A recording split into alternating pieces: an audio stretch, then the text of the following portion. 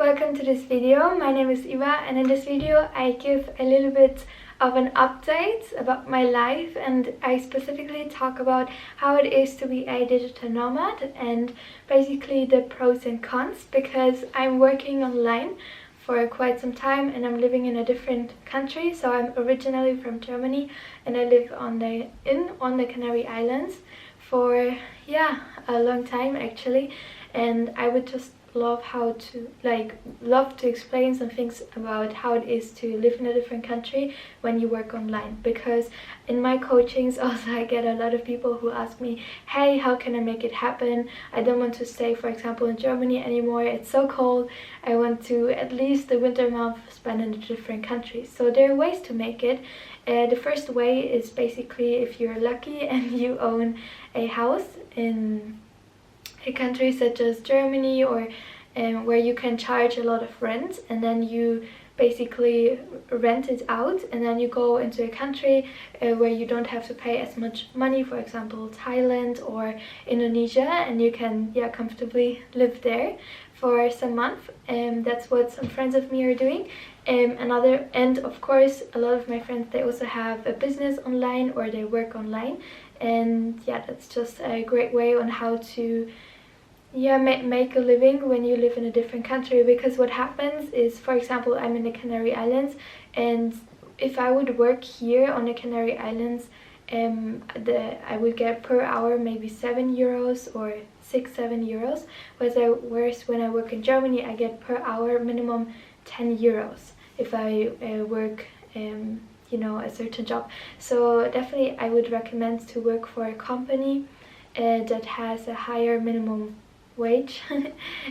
For example, companies from north of Europe or the USA or Australia, Switzerland, etc., and then go and live in countries that are cheaper, such as Asia or South America. And that is just amazing, because and that's basically the first pro of being a digital nomad, is that you can afford a lot more, because especially now with this whole crisis, the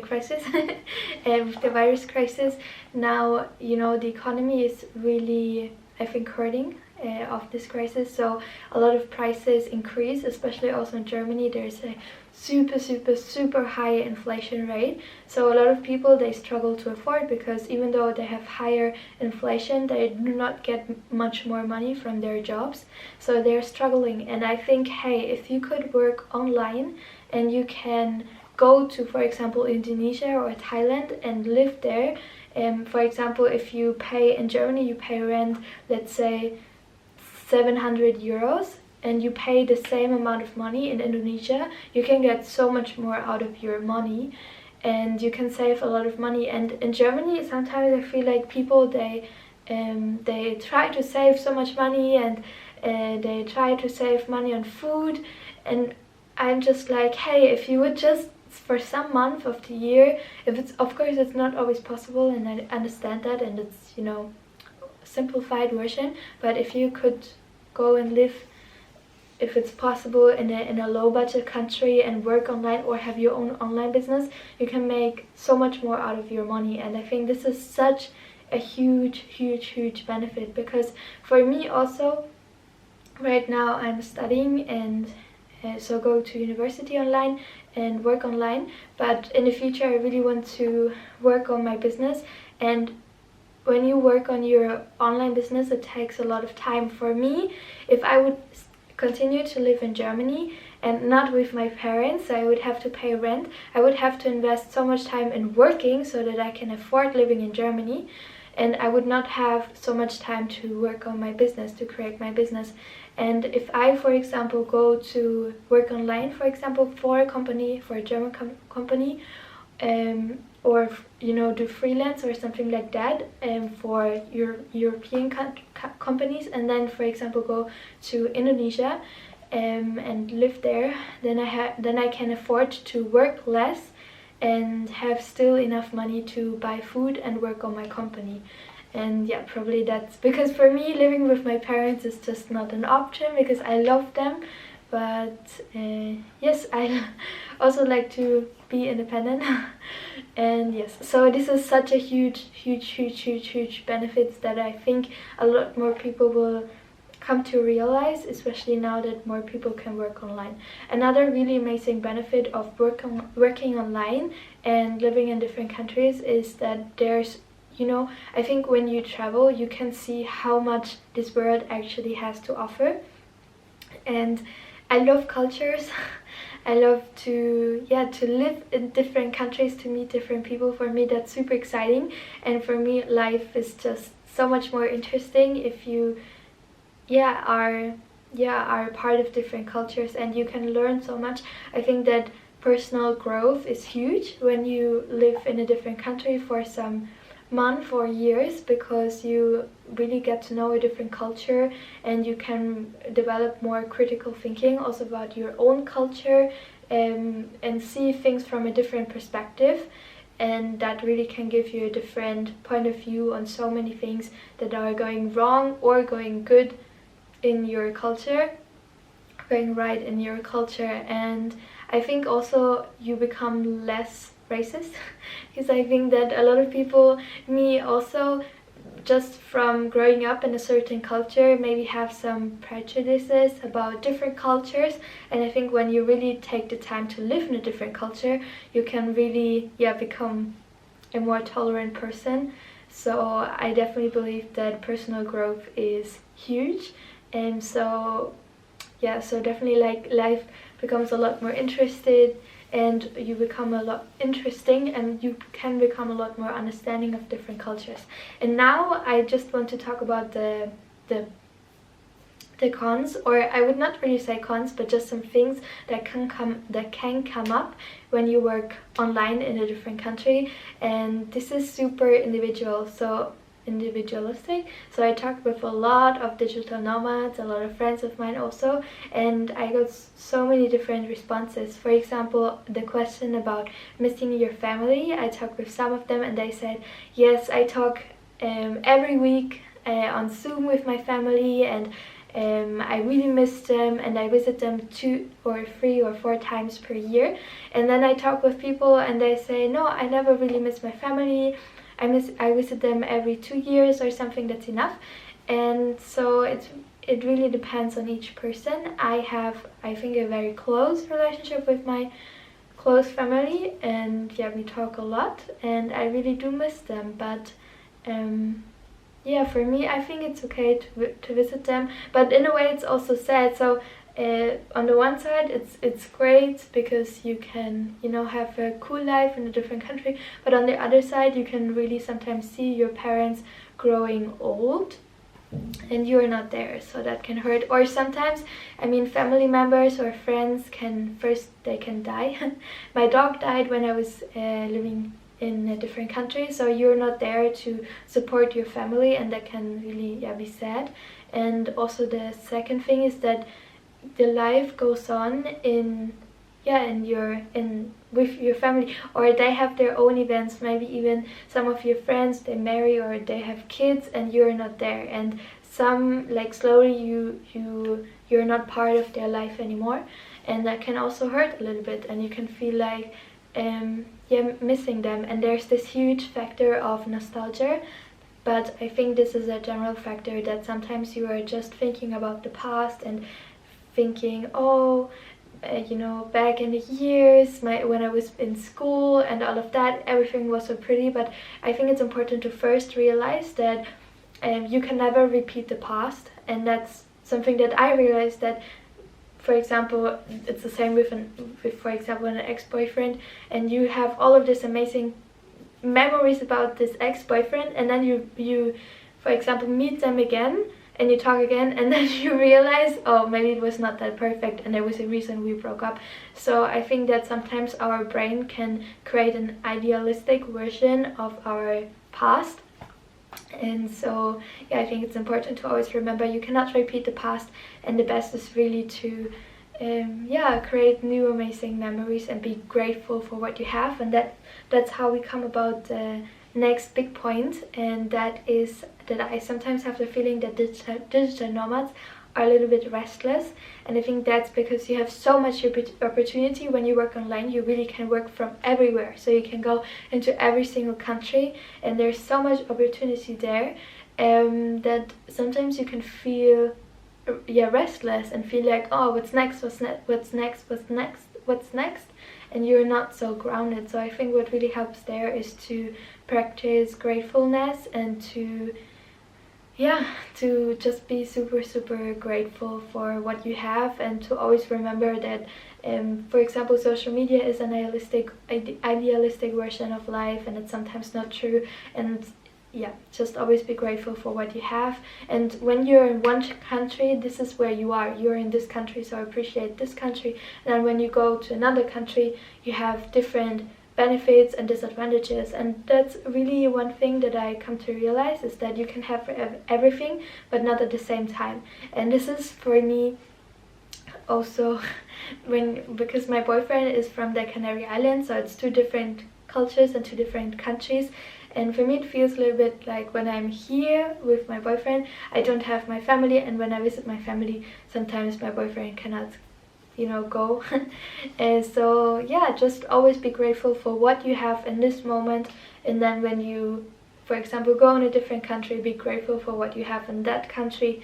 And yes, that's important. Another really big advice that I can give is if you miss your own culture, for example, for me, sometimes I miss just talking with people from Germany, or I'm from Bavaria, it's the southern part of Germany, so people from Bavaria, and for me it just helps to meet digital nomads or who are from Germany, and just talk with them to feel like, okay, I still have my own culture. But that's super individual, so that depends on every person. For some people, they just go in a different country and they're like, my culture is gone. But for me that's not the case. I really like to sometimes talk with Germans and feel like I'm understood in a way. And yes, and another really big point, and that is, I think, something that some people are afraid of, or they think that being a digital nomad is super lonely. And I think this is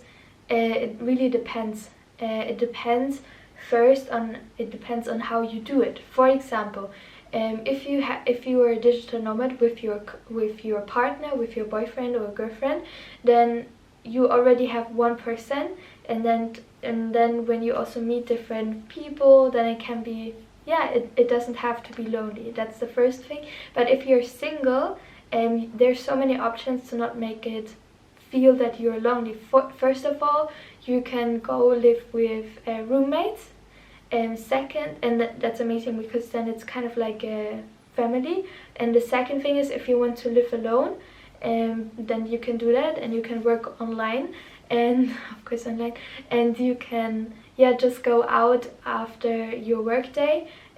That's the first option, to socialize after your work. Or what a lot of people do that I know is they rent a workspace, which basically means that there's an office that you can go to, and there are a lot of digital nomads, and you just pay for the office per month, let's say 50 euros, or I don't know, more or less, depends on the office, and you have the feeling that you're like in a real office. And that, I think, that could really help a lot of people to not feel like they're lonely. So I think you're not necessarily lonely. It really depends how you do it, and I think that goes a lot. I think sometimes there can come up feelings of being unsatisfied or something, and that's really your chance to make a change and to make it better. And another con that I definitely feel sometimes is that working online can sometimes suck. I mean, there are again benefits and cons. Benefits is you probably save a lot of time for not commuting, and you can live in different countries, obviously. But the con is also that sometimes I get headaches from being so much in front of the laptop, or also my eyes, they get super red. And my dream is actually to not work 40 hours, but maybe a little bit less. Live in a country where I don't have to pay so much money, such as Indonesia, for a while. so that yeah, I can just appreciate a different country and not have the bad effects of working online for so many hours each day. But yeah, so these are the things that I'm dealing with right now. But I would say for me right now, and probably also in the next years, working online is just so much better for me, because especially now when I, for example, want to visit my family for 1 month, and I would have my work in the Canary Islands, I could not really do that.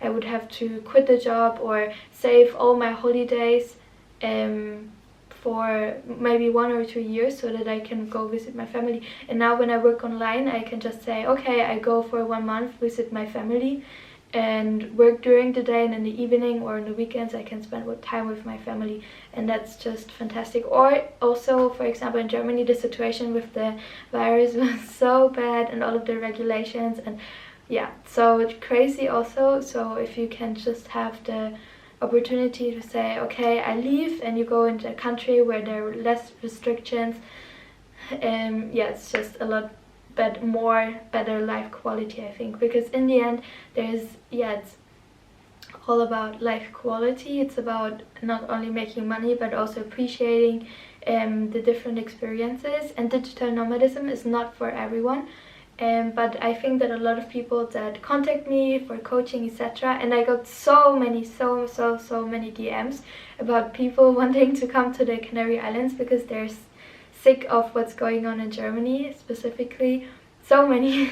It's really a great option. And yeah, and it's not, of course it always depends on your specific situation, but in many cases it's not as difficult as one would imagine to just get a job or to save some money and then go in a different country. You don't have to go forever, but just maybe for some months or weeks can really make a big difference. So this is my life update.